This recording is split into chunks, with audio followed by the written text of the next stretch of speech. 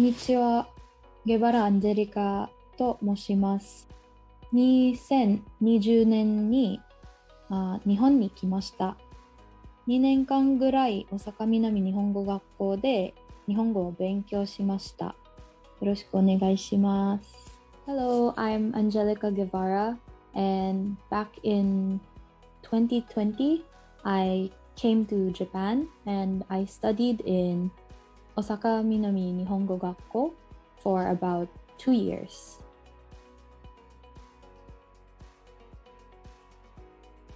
The reason why I chose to study in Japan because back in college, I really enjoyed anime and learning a new language. So I chose to study in Japan and study Nihongo because I think it's really interesting. And I've always wanted to learn a new language, and I thought that Nihongo would be a perfect language for me to learn.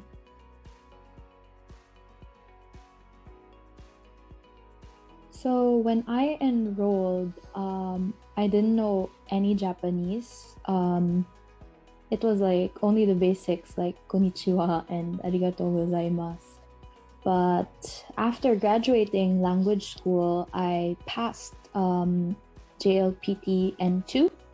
So now I'm more in the like higher level, but I can converse casually in everyday life.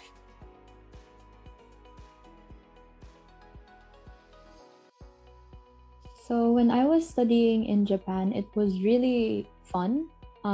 We had really kind teachers, and I met a lot of different people from different countries around Asia. Because of the pandemic though, we weren't able to do like the normal international student activities like eating out and going to restaurants because of the pandemic, but we worked around it and we got to do other stuff that didn't require us taking off our masks, like going to temples and visiting places like castles. So it was really fun.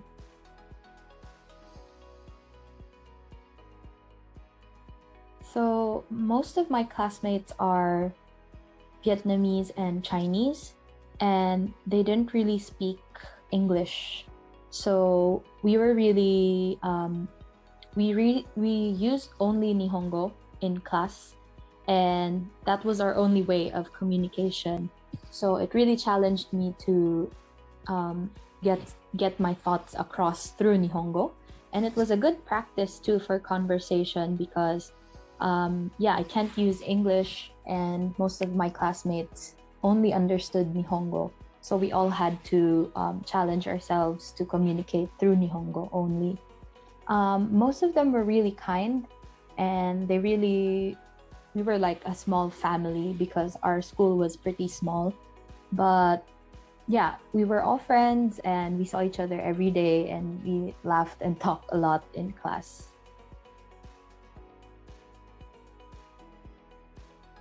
Our teachers were really kind. They were always helpful, and they would always ask us like if we had questions, just ask them, and like if we needed help, they're always there to help us. It always made me feel safe and secure, especially because I'm alone here in Japan, and whenever I have questions, they were ready to answer, and they would always go beyond what they're just teaching. So if we're learning a piece of grammar, for example, they would always go beyond it and teach us how to use it in real life, which was really good. And they would always give context to how to use this particular grammar or how to use this particular word, which was really nice because it helped us like get used to Japanese culture. So it wasn't just the language. They always taught us something more than the language, which was more about culture and how Japanese people communicate.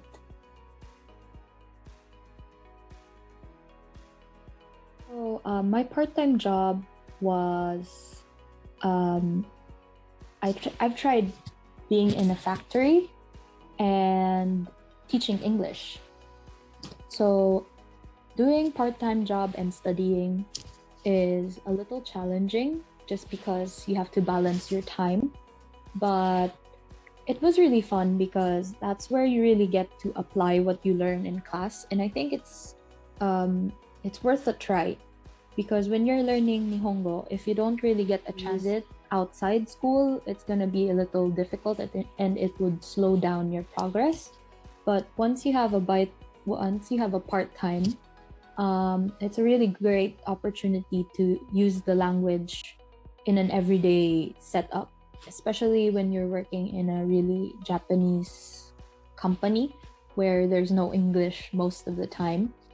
You get to talk to the locals and you get to hear different accents and different types of Nihongo, different types of dialects, I guess. So you'll get used to hearing Nihongo a lot.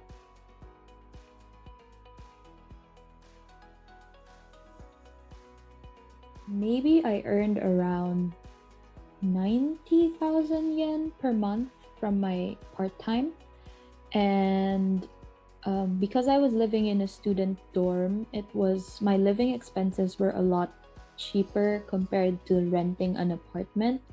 So I would spend around 70,000 yen per month on living expenses, including utilities and rent.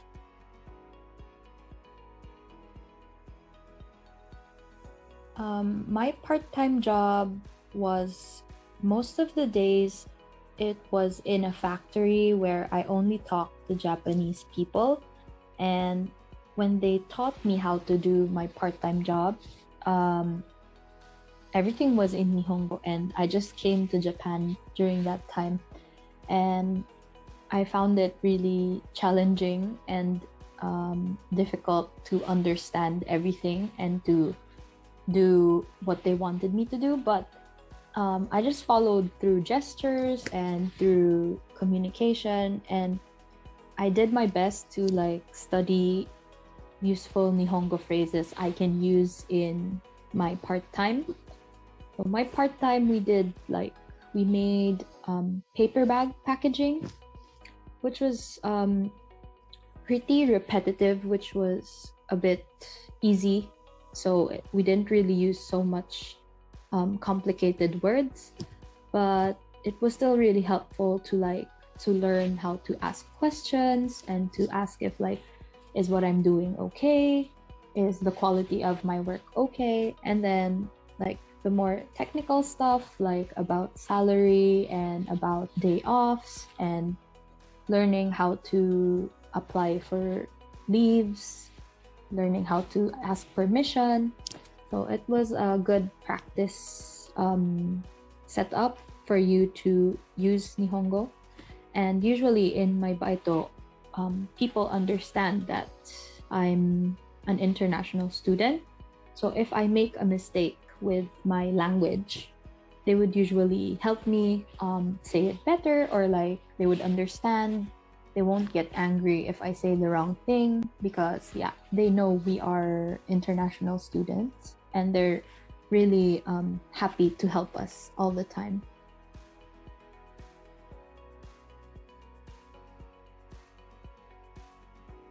So when I came in the middle of the pandemic, whenever I had days off and long vacations, I couldn't really go anywhere far. So what we do is we just tour around Osaka, go to Osaka Castle and go to different parks. In Japan, there's really big parks where people just, exercise or walk or run or sightseeing. So we got to enjoy the local side of Osaka just because we couldn't really travel so far. I would usually, my go-to places were the park and some restaurants in Osaka.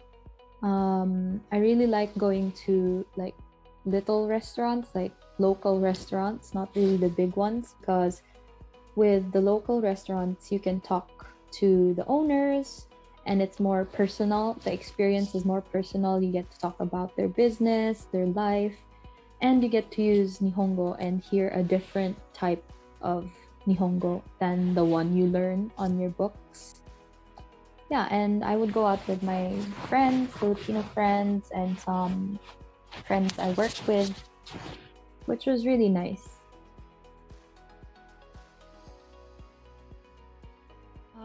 One of my best memories were in my school. We had like an cultural experience day, and we went to a Buddhist temple. Yeah, and we did like some prayers and chants and like a drawing for relaxing your mind, and we did like meditation. It was really interesting for me because that's something I don't get to experience in the Philippines. And I've learned a lot about that culture, Buddhism, which was really nice. I really liked the lifestyle of how Buddhists live, which was really interesting to me because it's a really different experience. And we did that with our classmates, and it was really fun to get out of the classroom and experience more of Japan. And another good memory was with my part-time co-workers. So our boss, the owner of the company, treated us to a dinner for us international students, and we got to talk about Japan and why we came to Japan, and we got to talk about the company and how we wanted to live our lives and how they live their lives. It was really a nice exchange between us international students and the Japanese staff of the company. We felt like we were really taken care of.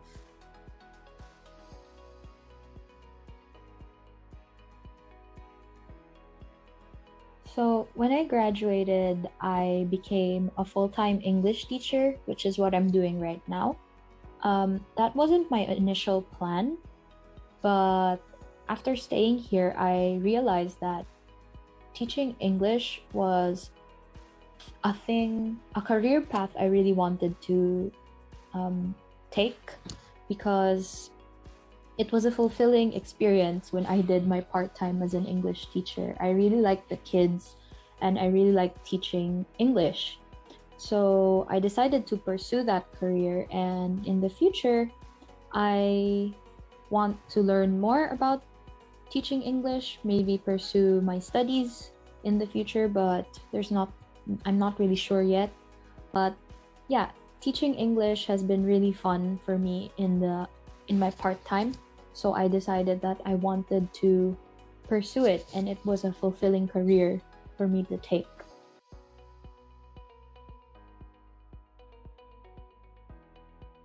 So the process of before coming to Japan was fairly easy because the Jellyfish staff are really helpful.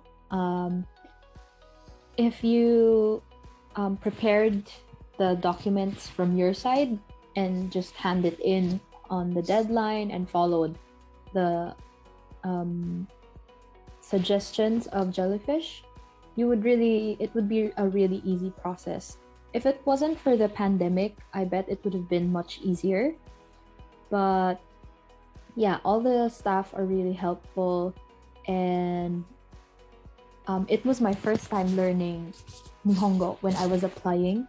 So it was a bit daunting because I didn't know anything about Nihongo, but the Jellyfish staff really helped us ease through learning Nihongo because the teachers were kind, the staff were kind, and they really supported us with all our concerns, and they always asked us if we needed help, and they were always there to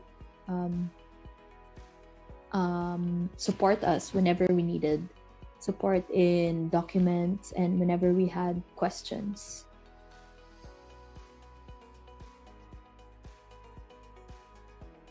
My advice would be go for it. I never regretted anything, and I've always believed that education is always a good investment, and you won't lose anything. Well, you won't lose so much with education. You'll always gain something, you'll always learn something, and learning a language is always fun. Whatever language that may be, it's always interesting, it's always challenging, and it's always a good opportunity for you, whatever happens. And yeah, and if you want to pursue study, if you want to learn a language, learn Nihongo, just make sure that you're doing your homework and you're doing everything, doing your homework, studying, and just enjoy the process of doing it. Just enjoy everything, every step, even if it's difficult. Just enjoy with your friends and try to experience as much as you can.